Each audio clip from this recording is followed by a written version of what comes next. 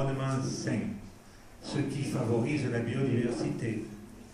Hospitalité, solidarité, attachement au territoire, esprit communautaire sont les 4 piliers de ce territoire, à quoi il faut ajouter les apports abondants des migrants.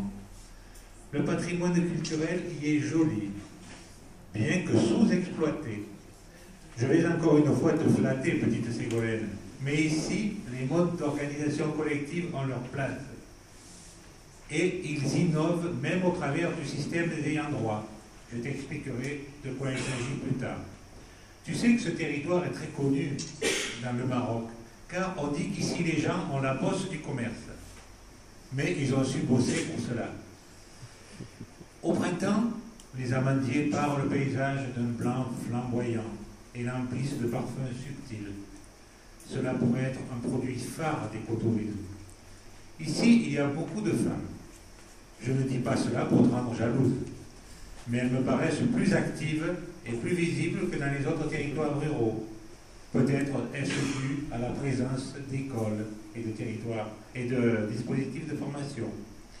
Il reste un effort à faire sur le traitement de l'eau et des déchets.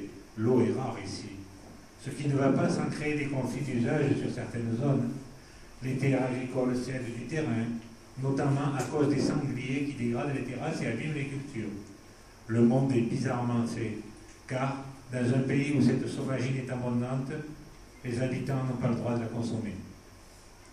Il est vrai que certaines zones restent enclavées, ce qui a généré une forte émigration, car ici, comme dans bien d'autres territoires, le solde migratoire est négatif. Pour ce qui est du reste, la génération Coca-Cola avance à grands pas, y compris sous une forme d'urbanisme en rupture avec le patrimoine local. Des douars neufs, très consommateurs d'énergie, apparaissent au pied de somptueux villages berbères abandonnés. L'activité touristique y reste très saisonnière.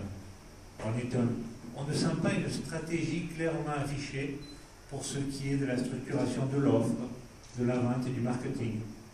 Peut-être est-ce dû à un manque de formation et donc de main-d'œuvre qualifiée dans le domaine du tourisme.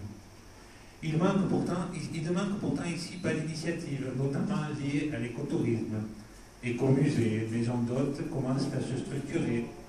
Il y fleurit des coopératives, des points de vente, une boutique solidaire, un GIE, une association touristique a vu le jour et on y organise depuis 2 ans le festival de l'amandier. On m'a rappelé que les premières coopératives féminines d'Argan étaient nées ici. On y plante encore des amandiers, un produit phare touristique potentiel qui gagnerait à s'appuyer sur des variétés locales. Ils sont en train de le labelliser en IGP. On y aménage des pistes de randonnée. J'ai rencontré de gentilles et charmantes agents de développement qui accompagnent les porteurs de projets et savent, avec compétence, mobiliser des subventions publiques pour soutenir agriculture et tourisme et surtout se rapprocher de l'appareil de formation pour rendre cet appui pérenne et durable. Tu vois, Ségolène, je ne suis pas allé en vacances au Maroc, j'y travaille et m'en accommode fort bien. Je te rapporte du henné hallucinogène, selon les recettes de ces dames du basket.